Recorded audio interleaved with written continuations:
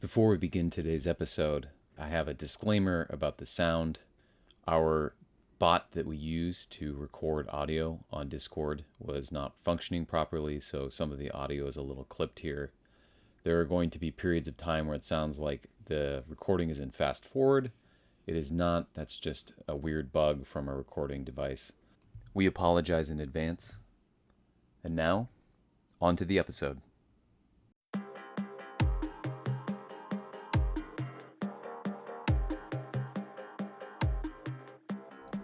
Welcome back to Fable Talk. Today we are talking with Eric, one of our playtesters from our playtest group. He talks about his background, how he met us, some of his favorite aspects of the game, and together he and I make way too many Dragon Ball references. So get ready, let's do this.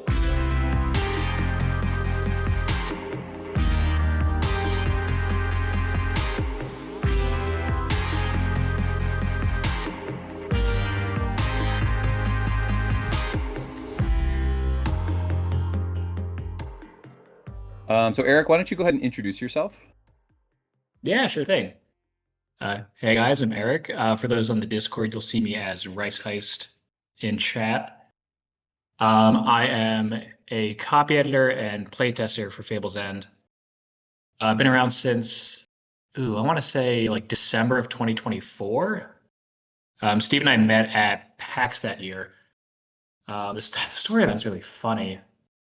I try to kind of go back in now. I feel like there's a lot of like weird little serendipity moments with how people like end up getting involved with the Fable's End project. For me, it was something exceptional. But I was browsing my YouTube, was following a YouTuber who I haven't even like watched a video of in like 10 years, but I saw something new in my feed. And at the time, there was like a promotion or collaboration you guys are doing with him, and he said like, "Hey, check out this booth at PAX," and I was like, "Well, I see cards." And for me, that's usually a good thing. I'm playing TCGs, not in like a professional space, but just like casually throughout. I would say the majority of my entire life. I don't know what it is, but you get something on a little like 2.5 by 3.5 piece of cardboard, and I'm there. Like I played Yu-Gi-Oh for a period, TCG, historically Magic for the vast majority of the time, but any sort of TCG under the sun, I'm always trying to, at the very least, brush up on all the rules arts to see kind of what it's bringing to the space, what it's doing differently. And for me, Fable's End was very much an extension of that. I saw, and we could always, and I will continue to wax about Steven's art until he gets, red in the face and embarrassed. um, Fable's End presented a really fun aesthetic, and for me, a combination of gameplay elements that I think, as far as comp titles, remind me a lot of Netrunner or Android Netrunner, as I think was the original title. In the sense that there's a lot of like distinct zones, and every card has like, as part of like the core philosophy, 4 or 5 different things it can do that shift and vary depending on situation. And that sort of like toolbox that the kind of whole game seems to be built around is really what grabbed me from the get go. And from there, I just noticed that Stephen has a penchant for adding 2 spaces every time he ends a sentence instead of one. So I told him about it, and that's kind of how things got started. Which one's more egregious to you? Like what's the thing that stands out more? The Fable's End as a game and as an experience, or the fact that I put 2 spaces after all my periods? If it's a personal question, it's the latter. That's just how my brain works. Again, So without fail, I will be the guy who types in like with an asterisk, like actually you meant to say this, which is very good for my friend groups in real life. so for listeners, Eric, you have an English degree, correct? It's writing, but it really is like potato at that point, basically the same. Right. So Eric has become our kind of de facto copy editor for Fable's End, and he's helped us a lot with the language and the templating of our language, which has been really, really instructive for me personally. I always thought I had a like pretty good grasp on how to word things for trading card games, and then Eric has come in and really like cleaned a lot of that up in a way that now the game has been the game is in a much better place than it was before we met Eric, honestly, in terms of how it's written and how it's templated. So I have to give Eric a ton of props for that, and he's been remarkably helpful on that front. Especially with me being an old school writer, I've come from the days of double spacing after every period, and Eric has meticulously gone through literally every single sentence I've ever written on any piece of documentation for Fable's End, whether that be a rule book or a card, and pointed out that I have added an extra space. You even pointed out that I added an extra space in the title of the last YouTube podcast, which I think is really funny.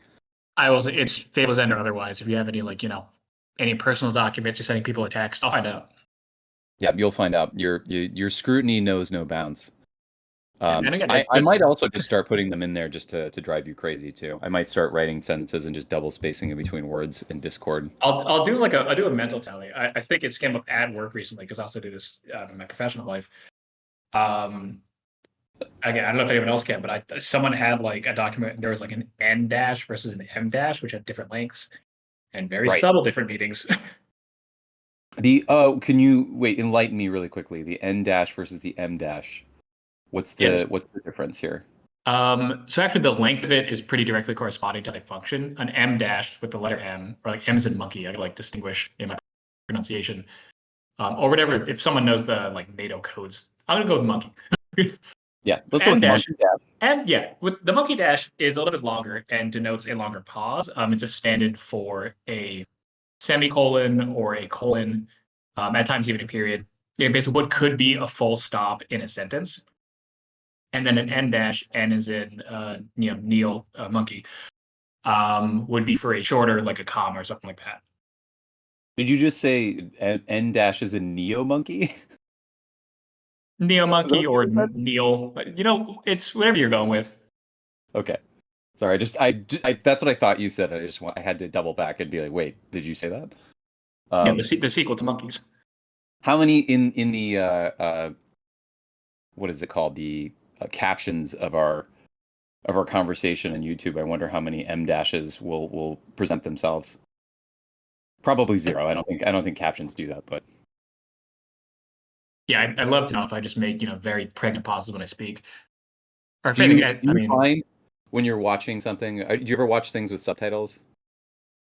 these days I mostly just do. I mean that just stems from I watch a lot of subtitled anime in its original dubbing, so I Dub, might as well dub, extend that to subs, no English dub. language stuff. Yeah. Subs, no dubs. Yeah, not a dub guy. It's limited exceptions. If anyone's watching Dragon Ball or Pokemon, I grew up in those dubs, but also I just can't do with like the voice actors that have just much higher voices. It's really crazy watching Goku like that. Yeah, I know. It's really insane for anyone that hasn't watched Dragon Ball Z in or its original Japanese. Goku does not sound like the way that you would expect him to. I believe he Uh, is, or no, it's Frieza's voiced by someone who is like, in addition to voice actor, like a librarian or something. I It's didn't know something that. funny like that, like a librarian or like a school teacher, and then like she does it on the side. Amazing. It's silly stuff. Um, so Fable's End. What? Oh, I have a bunch of questions I wanted to ask you about Fable's End, and I am now Fantastic. remembering them. Good. I'm here. What? I'm ready. Okay, let's do this. M dash. Let's go. What M dash? Yes. What is your favorite kingdom in Fable's End? I already know the answer, but just so the link Yeah, is yeah, what. no. For everyone who's listening, of our core kingdoms, I'm absolutely a wolf guy. Always give my opinions. I'm gonna jump ahead if this is a question. Dorch and siblings, if we're talking about favorite units. Okay. Okay, that was the follow up. Yeah, What was your it's favorite? just those two do go hand in hand in most gameplay discussions. It's for me when it comes to card games, I'm very much a mid-range player. I like the sort of like any sort of play style that puts me in, again, to use another sort of like allusion to like a sort of Goldilocks zone. Like I like being able to, even if it's not the most efficient thing, respond in some way to any possible scenario. And when you look at like the way the core teams look right now, something like Scorpion is much more attuned to a very particular I guess for lack of a better word, it is sort of like a linear play style in that it's very strong at going aggressive and fast, like sacrificing small units. Whereas Wolf, you have a mixture of, with some early stuff you could run your Crimson Avengers, your Dorchen siblings to get like an early game rush. You can also hang back and accrue plus 1,000 counters. They sort of dip their toe into everything, and that gives them, for me, the most variety, which I find very exciting. For those of you that don't know, most of you that are listening to this are familiar with trading card games, but mid-range is it's some trading card game vernacular that people use to describe a deck that has a tempo that's kind of in between being really fast and being really slow, and has a lot of versatility in the mid game. And Eric, feel free to correct me on any of this or to add your own 2 cents with that. I feel like my 2 cents is just getting further in the weeds because I also compare card games to like fighting games. Sure. And I Do feel it. like, Let's go. yeah, I just feel like as far as fighting game character archetypes, mid range is like playing a stance character. Somebody can go from, again, like you were saying, a mid range combatant to a long range combatant and basically like change up their whole play style. Like, it's the it's like the jack of all trades. They're not, exceptionally proficient. They're not, like a 10 out of 10 in this one category, but they're an even 7 or 8 across all of them. And then you can always respond to whatever goes on. Okay. Unless you draw no shields, which a lot of my games end up being. I Well, you got to think run that's 12 on shields. me. That's we learned that 12 shields is the key. My inability to draw shields in our games, I think, is on me and some sort of higher power. I've done something wrong. Because even if I'm running just a single kingdom deck, for the life of me, I will draw one shield turn 7. By then the game is already gone. I think it's directly proportionate to how much time you invest in Fable's End.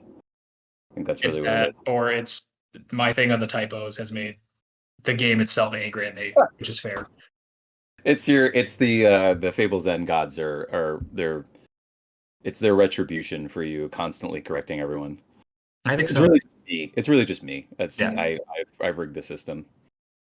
What would you pair if you were to? What do you think is the optimal pairing with Wolf? Like, what kingdom's alliance do you can also we'll bleep out if you say one of the new ones. Doesn't matter. It's actually better if you just say one of the new ones because then it's more mysterious. But I like that you, we can just have like a sensor sound here. yeah, they will be like a reality television show like Cops. Yeah, just a huge fan of that Kingdom. But legitimately, I think the strongest energy for me with Wolf is Raven.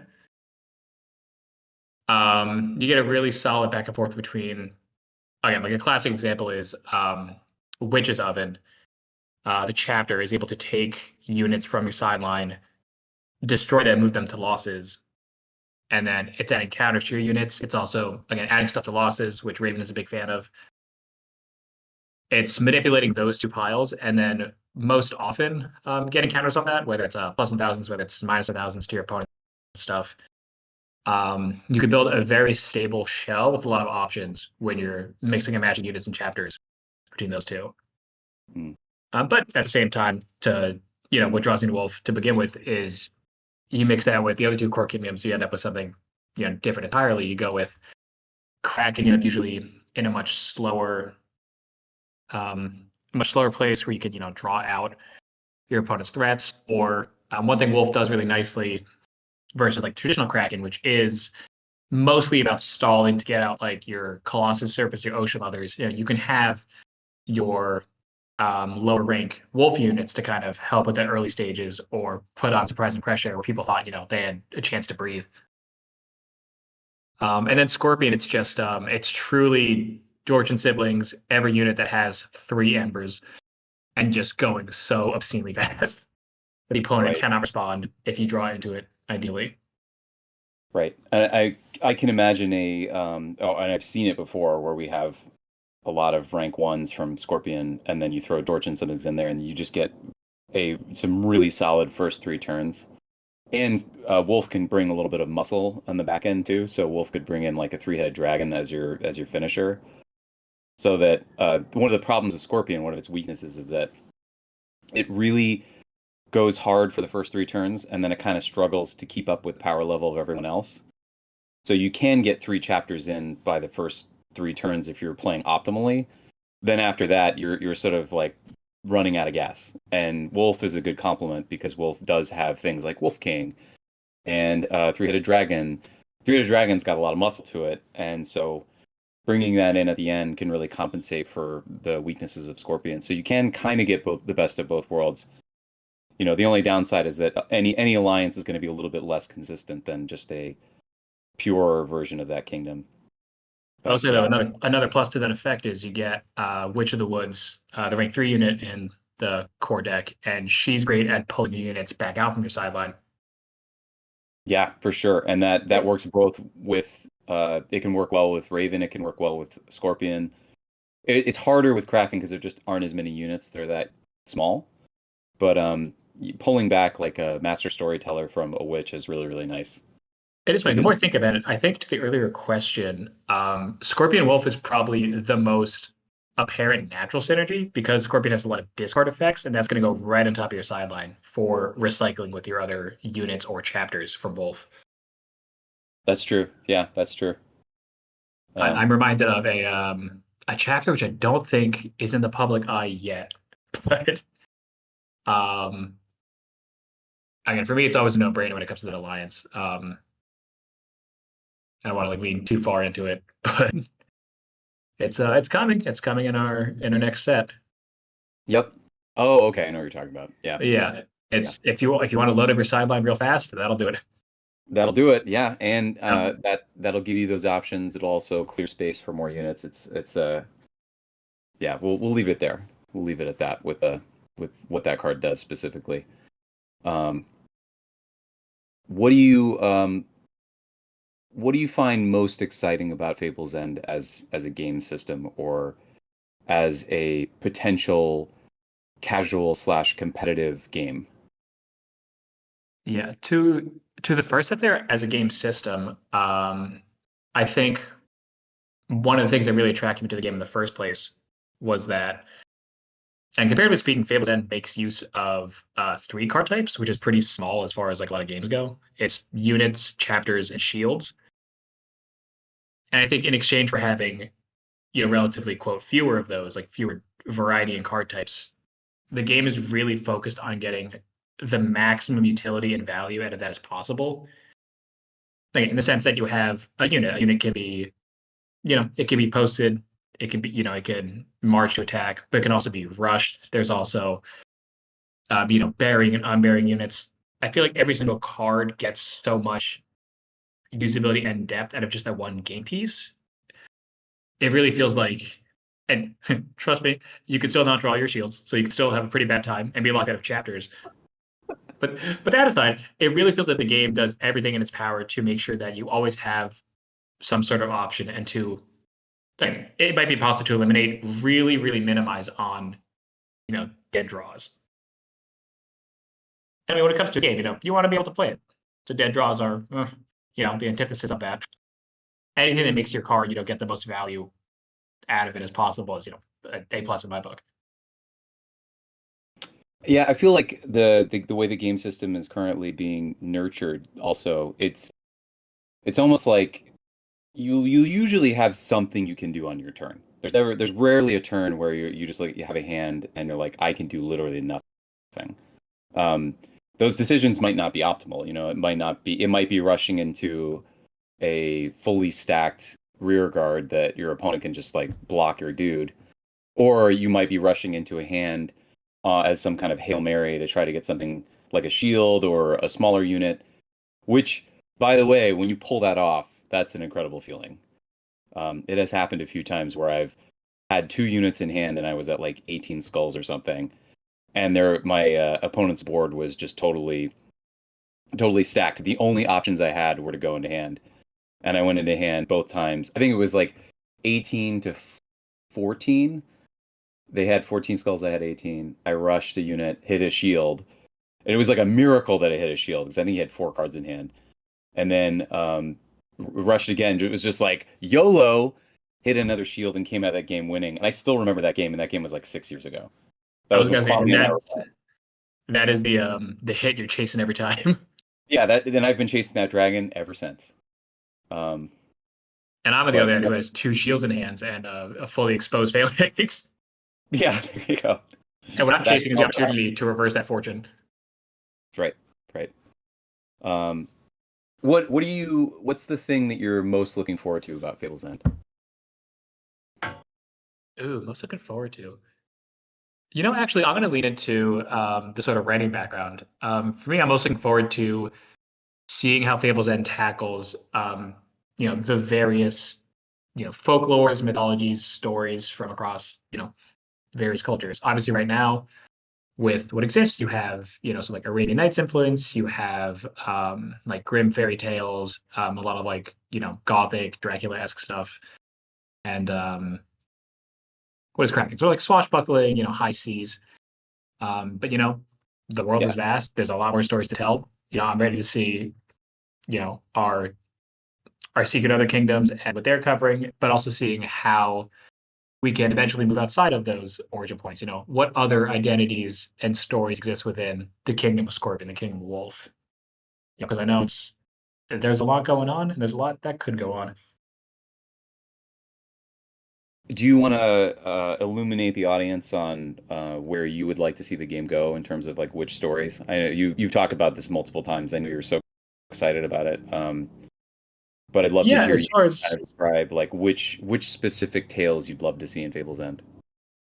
yeah, as far as where I'm coming from personally, like I myself come from a mixed Chinese American background, so I'm very attuned to a lot of East Asian storytelling mythology. Um, I can't even say like I'm a big Journey to the West guy, but the this actually does bring us back to Goku. The image of like Sun Wukong is such a pervasive thing across like all cultures. He shows up in all manner of card games, video games, what have you. Um, again, I love to see how those stories get adapted. One thing that I myself am not an expert on, but again, I always use Fables as an excuse to like, oh, I read this today. That's gonna help me potentially pitch somebody to Fables End. Is just like the whole continent of Africa and the storytelling there. Like when it comes to African folklore, the only figure I know of at this point is like Anansi, who I think is a spider god of some sort. I believe dealing with fates, but maybe I'm conflating that with Greek mythology. That's Um, yeah, just it's really just a great study in like I'm treating it as a college course, expanding my own knowledge, and also making game pieces out of it, which I think is very exciting, very cool.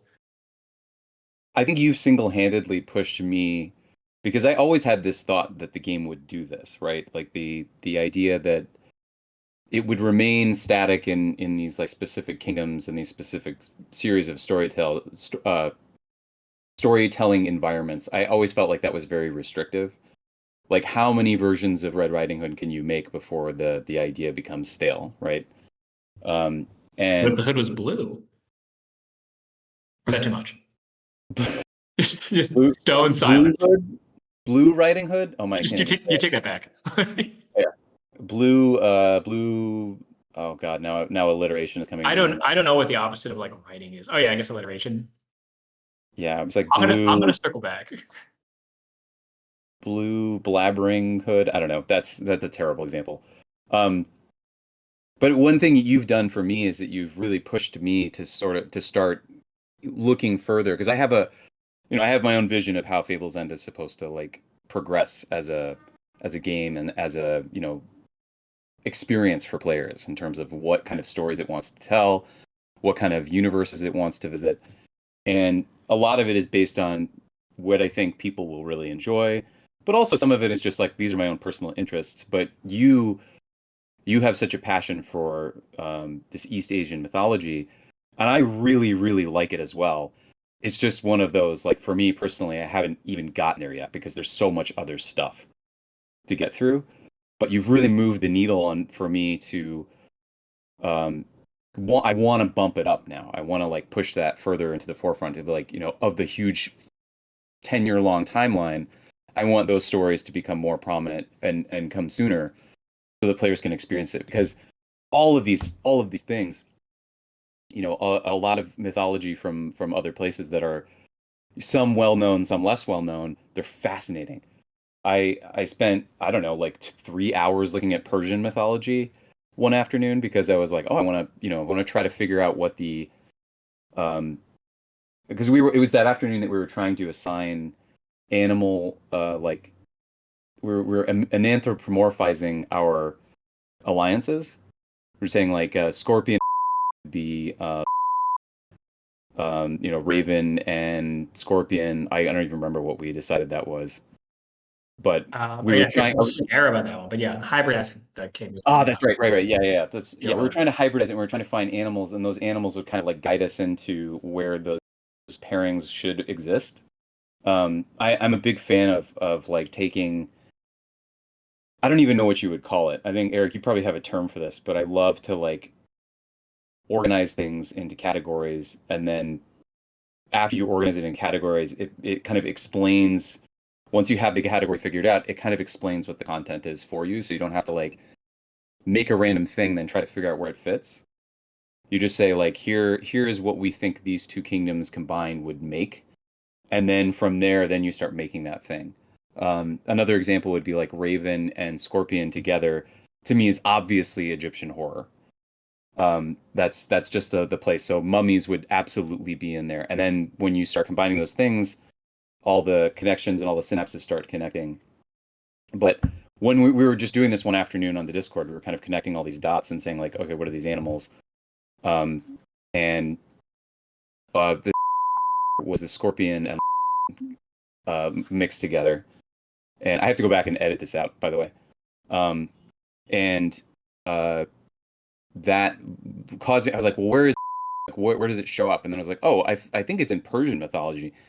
And then I spent like 2 hours reading about Persian mythology, and it was amazing. It was so cool, and it just is. There's just such an endless supply of cool cards and cool ideas that can be pulled from literally any mythology, anything. It doesn't matter what country it's from. It all has something interesting. I will say Uh, using games as a way into other cultures, other means of knowledge is really, I think, the central like thrall for me. It's like between like board games and video games, like why I consider myself a gamer. It's always a funny thing to throw out, with a capital G. I think um, it's to to those parents who say that we didn't learn nothing from video games or from board games or what have you. I say false. I disagree. I say false. I say all those. I say that Frieza saga was absolutely worth my time in learning the history of Namek. Wait, Yeah, no, it's important. And Dragon Ball teaches absolutely. you about the fruits and the vegetables because their Yes, greatest it does antagonist because is the every freezer. character. Right, exactly. Um, I do want to touch on that topic a little bit, although I know we're getting close to our time limit here. But I do think that you and I have a lot of overlap in that area where gaming can be used as a platform for exploring new things and new ideas. Um, and I don't think it has to be that, right? Like I don't think there's a little bit of a I don't know if you grew up with this as much as I grew up with this, but it always feels like when games are made educational, it feels like it robs the game of its fun factor. Um, but now that I'm older, I think I find myself really creating that experience of like I want to learn something outside of the game. I think the game is a vehicle towards a new place of knowledge outside of just working in the game system. I don't know if you have any thoughts on that. And I agree with that. I think it's a matter of drawing the line between like games is educational to me is reading. Like if you've seen those leapfrog things where it was like, touch to read or like touch to like type stuff. Press the word and it's going to read it out loud. That's this. That's a game, quote unquote. But um, I think the thing that captured me the most in any sort of game is sort of the merger between flavor and function. Because then the learning becomes something that's more. It's not direct. It's not like instruction. Like please go to this website and like read up on this. It's more the actual experience that you're getting from the game. Again, it's not handheld. It's just like literally you feel compelled yourself to learn more about it.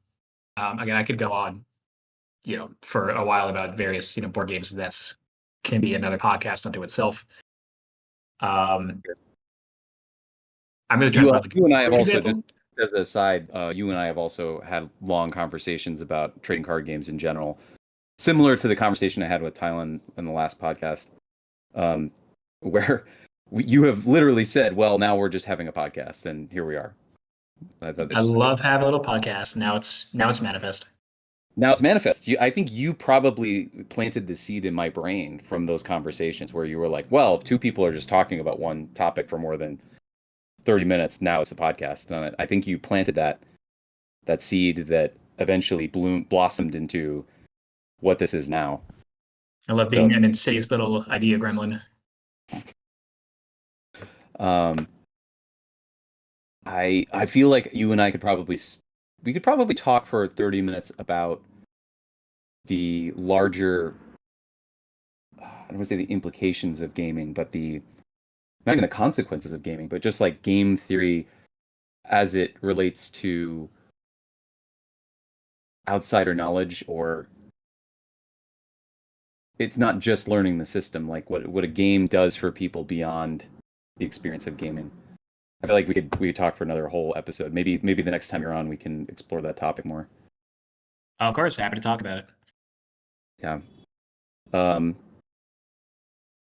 so we're getting close to our time. Is there anything else you wanna discuss, or you wanna let the audience know about yourself or Fable Zen in general? Oh gosh, I feel like I knew the question was coming, but I didn't do any prep work. I didn't study. I should have sent you some notes. I'm sorry. This is unfair. I put you on the spot. It's the pop quiz. We can also edit out this space too if you want. If you want to just take No, your I time. think I think I want to edit the space and make it uncomfortably longer. You I mean think by uncomfortably longer, do you mean by taking a period and adding a bunch of spaces after it like that? Is that or is that what we're doing metaphorically? You're just holding the space bar after the sentence ends? I think yes. Is that I breaking your brain right now? no, I think a little bit. I feel the short circuit You're happening. like, wait, no, I have to answer now. I can't. No, single Yeah, space. yeah. Let's say this. No deeper thoughts, no introspection. The note I want to end on is, without fail, if a typo shows up in any of our chats, I will be lurking and I will know. I won't call you out like Steven because you don't deserve that, but Steven does. I do. And to be clear, like most of the typos are going to be my fault. Just full stop.